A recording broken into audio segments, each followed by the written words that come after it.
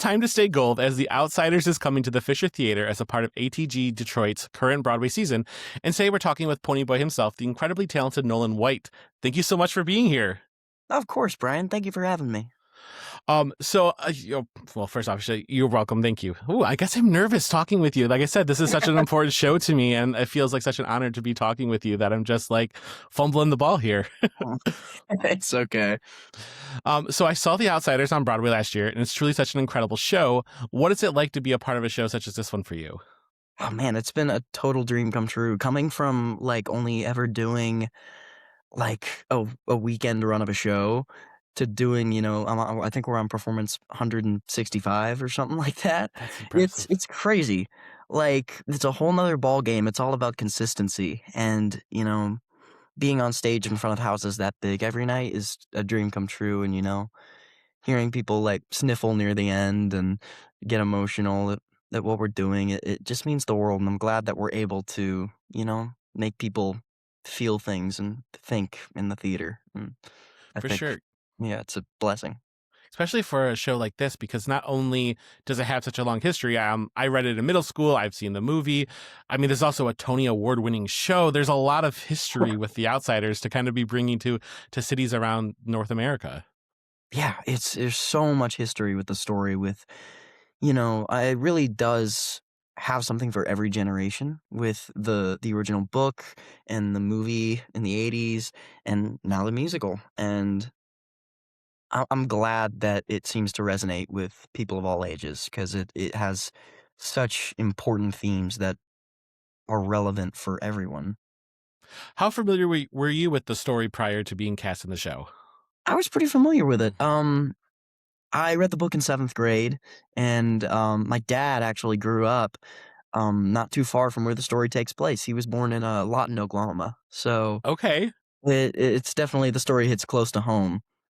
He shares a lot of similarities with PonyBoy, so when I was learning the role, I kind of talked to him about his childhood growing up and, kind of drew from that. So I knew a good bit about the story before going in. So has your thoughts or around the story, has they changed now that you're in the role of Ponyboy? They definitely have. I learn something new every night about PonyBoy. Being in his shoes and, interacting with his friends, it's just so, it can be a lot on some nights because it's a really heavy story. Um, I'm not gonna spoil anything, but yeah, it's Absolutely. it's definitely I learn something new every night, and different mannerisms and things that I do in certain scenes that I realize like, oh wait, that's Ponyboy. Like that's something that's unique to this performance that I don't do in real life that has stuck around, like little habits that have. It's fascinating. I've never had anything like that happen, but when you do it a million times, yeah. I was gonna say I'm not an actor, but I imagine if you're in something for so long and doing it every night, it becomes Mhm. almost you are kind of adding some of like what sounds like your father into that, but also Ponyboy's kind of taking on a life of its own. Yeah, it's almost like a second you. It's really Hmm. cool. Um, but yeah, just, intentional decision making, and also I've gotten out of my head because at first it was like, "Oh my gosh, I have to get up on stage in front of, like, 2,000 people, it's terrifying," and it still is Sure. terrifying, but the nerves really kinda do fuel it rather than hinder it, I think. Um, so yeah, it's definitely it's gotten easier. So without giving away too much, then obviously we want people to go see the show. But for those who maybe aren't familiar with The Outsiders, what's kind of going on in the show? Okay, so I'll give a little brief rundown of where you where it takes place. So we're in Tulsa, Oklahoma in 1967, and there are two groups of boys, the greasers, who are sort of lower income, like, you know, orphan, not as well off, like they're really tight knit and close. Um, and then the Socs, who are, you know, a little better off, have a ton of money, and like football players, jocks, what you would expect. And so we have this rivalry going on, and some of us used to be friends, but now we're button heads, and it starts off with Ponyboy, the youngest of there's three Curtis brothers, There's Daryl, Soda Pop, and PonyBoy, and I'm the youngest, and I'm a storyteller, and I get jumped by this group of socias, and I'll leave it at that, and that's where our story starts off. So, yeah. I mean, this is such an incredible story because it feels like something that maybe people are familiar with. Honestly, if they read the book and stuff like that, but like there's like comfortability because like we kind of know these dynamics, but Mhm. it's so unique because you're seeing it through Ponyboy's eyes, and he's the youngest of the greasers, and also dealing with loss and grief and everything like that, but also trying to navigate still having hope and all of that. So it's like such an interesting dynamic, I would assume, for Yeah. to play a character like that. It's it's really interesting balancing you know, the innocence of a 14-year-old with how much he's gone through, and I think Danya Tamor, our director, described it as, like, kind of the regaining of innocence throughout the show, Okay. um, I love that. because I didn't mention that Ponyboy had lost his parents, um, earlier that year, so I'm struggling coping with that and also moving forward in life, and throughout the show, finding my artistic voice as a writer and, you know, my just finding myself as a person. It's really a beautiful beautiful character development that I love getting to work with every night and live through. My day job as a psychologist, and so when I saw this the first time, I was Really? really drawn. Yes, yeah. That's so cool. Thank you. I appreciate that. But when I saw the show originally, I was so intrigued by the dynamics of you, like Ponyboy and his brothers, because they're all dealing with the loss of the parent differently, Mhm, and you know Daryl's trying to hold the family together, and the Soda Pop's still kind of finding his identity. But I just loved that Pony Boy was still very bright, even though before the show even began there was such a tragedy. And that's just like something you don't always see, especially when you think about the time frame and the area where the story's kind of taking place. yeah. I think it peeks through at moments, like in the bedroom scene, with Soda Pop where I can be vulnerable, but I think a lot of the time it's kinda just an undercurrent of, you know, it being there, but Yeah, I try to mask it and be a tough greaser and be okay most of the time, but it's always there. sure, absolutely. So with you being the narrator basically of the show, because you're kind of telling the story, um, and then you're also in the story as well. How do you approach carrying the story while also still being present in each scene? That was a huge challenge at first. That was one of the hardest things about learning this role is, having that narration feel authentic and, breaking the fourth wall in a way that doesn't take people out of the story, but brings them in. Um, and making sure that they hear every word. And, navigating that was really fun because they are two very different things. Because the Pony Boy in the moment is, it's weird because the Pony Boy in the moment is also about to look back on what he just did and explain it. And it's really interesting. But I think when people see it, it, it really helps guide them through the story. And Sure. as I've continued doing it throughout the tour, I've gotten more confident in, you know, addressing members of the audience directly and like finding faces in the sea of faces in the darkness. And um I think it's a really fun thing to get to do and I love narrating the story. Because it's such a different dynamic. You don't usually get to talk and interact with the audience. Usually there's that wall there that's, you're on stage acting, we're watching, but it helps. It almost makes it more reflective. Ponyboy's looking back and kind of seeing like where things went right or where things went wrong. Mhm. And you kind of getting to be the steward of that is probably really cool. Yeah, it's honestly I think it's one of the things that make this live show so incredible. Is like, this character can directly address you. Like in a movie, it's the story playing out, but I'll reach out to the audience. Like so it's a whole nother thing. Absolutely. So how do you balance, Ponyboy sensitivity with the expected toughness of a greaser? Because you kind of mentioned like there's some scenes like in the bedroom with soda pop and stuff like that, and even through the narration that you do get to see these moments of vulnerability. Mhm. How, as you as an actor, do you find that balance?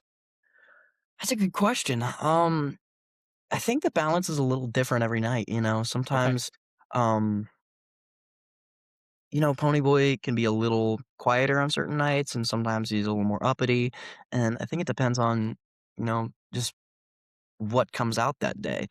Um, but I try to strike a good balance that I worked on with Danya and, our rehearsals, which is, not letting it bog things down, but also, like, you wanna keep the essence of the 14-year-old pony boy excited to, go to the drive-in and hang out with his friends, but also like, I just got kicked in the face by Soch, and you have to keep sure.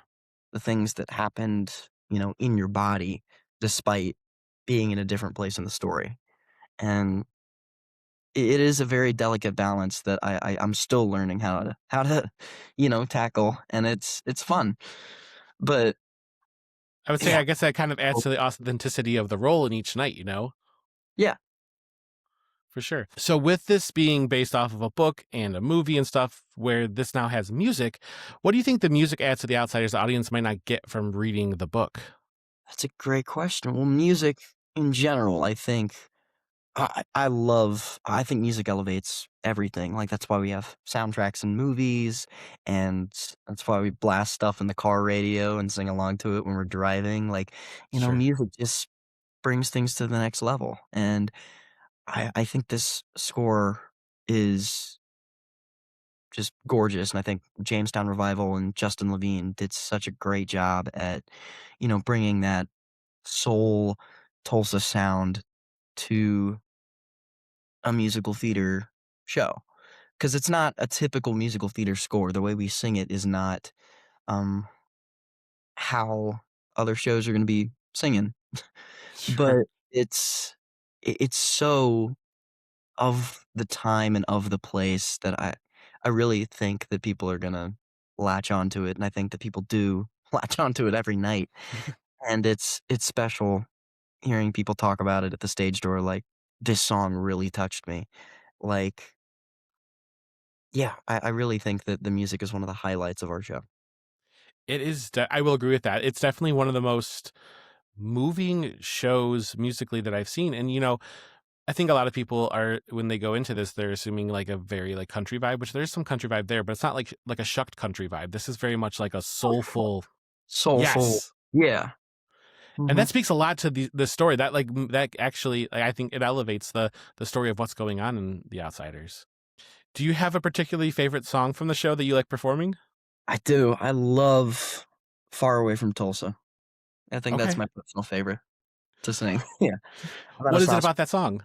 Oh, man, it's, just being up on um, like, playground apparatus, and just getting to belt your face off, and me and Benel are good buddies, so getting to do that every night is like a little touch point, Sure. in the show. It's really great, and it feels freeing to just, get to sing such a beautiful song up there and just let it all out. Absolutely. And with a show like this, where there is quite some impressive vocals, there's a lot of physical movement and stuff like that. There's quite a few scenes that are just kind of breathtaking to watch. How do you prepare for both like a vocally challenging and physically challenging show such as this one? First off, whenever I wake up, I usually kinda check my range. I do a little warm up earlier in the day, um, to see where I'm at, and then usually I work out during the day, so I'll go hit the gym, and, I like to stay physically in shape and conditioned. I have a training regimen that the Cooperman brothers gave me to make sure that my, joints and muscles are doing good. Um, and then before the show, I make sure to drink a ton of water, get a ton of sleep. Sure. That's number 1. And most of us nebulize and steam, Okay. to take care of our voices, and then I do a good warm up and then hit the stage. I mean, that's super important to do all of those things because, again, like you are I mean, out of all the characters, you're pretty much on stage from start to finish. Like you are the Yeah. kind of the touch point through most of these scenes, so you have to be prepared at any time. It's a heck of an undertaking every night. Yeah, it's 2.5 hours on stage. And is there anything that you do specifically to get into the mind of Ponyboy before you step on the stage? I do. I have a couple rituals that I do. Um, Backstage, I usually, I find like Benel, Johnny, we, give each other a little hug, like, let's do it. Um, I find a whole bunch of my other friends and just like, check in with them. And honestly, the whole pre-show where I walk up and I get on stage, that's the moment it goes from Nolan to Ponyboy. I kind of think of it as like when I step on stage, I kind of leave Nolan in the audience. Sure. It's I don't have to worry about, what I'm doing or what Nolan's doing. It's just Ponyboy. So That's such a cool it's idea that because you're like eh, actively walking into that scene and you're walking into that character. So I'm hoping that we can talk about you for a little bit as well, and just kind of where your journey with music and theater kind of began. yeah. So where did your love for the art start? Well, I've really loved music and yeah, music in general since I was born. Like when I was 2 years old, I was always drumming on stuff and singing and um like, even in pre-K, I loved singing, and I had, like, a solo and some Polar Express, like, choir thingy that I did. But, somehow, I think I developed, like, some stage fright because I cared about it so much, Okay. and I cared about how I sounded, and I stopped singing in front of people, and it took me a really long time to get the courage to, like, sing in front of people and share what I love to do, and in 6th grade, I, auditioned for the school musical on a whim, and my mom was like, "Do you even know how to do like, audition for something?" I'm like, "I don't know, figure it out." And I I got got this. further, and, my first show ever, I loved it, and I've been doing it ever since, and I really found an awesome outlet to share what I love to do, so, And what a great story that you overcame the stage fright because that could be challenging to overcome, especially at a young age. it really is. And then eventually it led you to The Outsiders. What was your process to getting the role of Ponyboy like? It was really interesting. I had no clue that anything like this was possible. I was at school, doing my freshman year at Michigan, and go blue. And I saw the announcement on Instagram for like a open call for Ponyboy and Johnny, and my mom sent it to me and was like, "Hey, do you want to go to this? I know Outsiders is like in your wheelhouse." I'm like, "There's Yeah. no way I have time for that." I'm like, "That's crazy. Let's do it." And then we went and did it. And it happened to fall on a great weekend, and I waited in line outside of Pearl Studios in New York City for like 4 hours in 20-degree weather, Oh my with my Starbucks coffee. There's like some picture online of me standing in line, like if someone like found me. Um, and eventually, yeah, I got my chance to sing, and I did a whole bunch of callbacks after that, and yeah, so it well, was really crazy. well, congratulations, going from being U of M to going to uh being the Outsiders. That's really cool. And then obviously I'm always wondering as a psychologist as well, with a show that has such heavy emotion, how do you find balance in your own life to not always take that on? Because I know that sometimes that could be difficult as you're walking on stage, you're having this really impactful story. We're not, again, I don't want to spoil the ending of it, but like bring Mhm. tissues, everybody. Um, how do you as an actor find balance to not have to carry that burden after the show? That's a great question. It kinda ties back to what I said about, like, when I step on stage, I'm gonna leave Nolan, to watch. It's like it's kinda the same thing, like, when I step off stage, I leave Ponyboy on the stage. So it's like I like to think about it like that, like, I kinda compartmentalize, what I'm doing so it doesn't bleed into what is happening in my life, but For sometimes I'll use, sure. like, how I'm feeling, like, if I'm, like, upset about something on a certain day, then I'll absolutely use that in the show, like, that's a that's a gift, like, if you Sure. have something that's either making you really excited on any day or maybe a little down, like, that just means you're gonna play the role a little bit differently, but it's still gonna be Ponyboy, and it has to inform what you're doing, so, like, That's all I think about that. I kind of got off topic. Sorry, That's but yeah, we have this process called de-rolling. So we find something that like brings us back into Nolan land. Like for me, okay. like I'll have like a decaf coffee when I get back to the hotel because I just love coffee. Or I'll play like a round or two of Fortnite or listen to one of my favorite songs or something like that. Like it's Something very that brings you back to you. yeah. So but yeah, I haven't really had many like an issue yet about keeping the hard material on the stage. Sure. Um, it's been, of course, it's really heavy, but I think all of us have done a pretty good job in keeping it, as the story. Right. Absolutely. And that's also, why you're the professional. You know how you can separate the two pieces of this. Yeah. And also coffee, we have lots of great coffee places in Detroit, so we're going to have Oh to yeah. get you some recommendations. um but one of the final questions then for you is just what themes from The Outsiders really resonate with you with where you're at currently in your life? What themes resonate with me? I think, um, I think chosen family. That was a big one that Sure. Danya and the creative team touched on. Um, is this idea of like people around you don't have to be blood related for you to be family. And I, Sure. I really think about that with my cast. Like, I love each and every one of them so dearly, and they, really welcomed me with open arms as like, you know, a young person coming into this, having never done that before. And it's a lot of us, or a lot of our first times on the road, or first times doing something professional. Sure. Um, and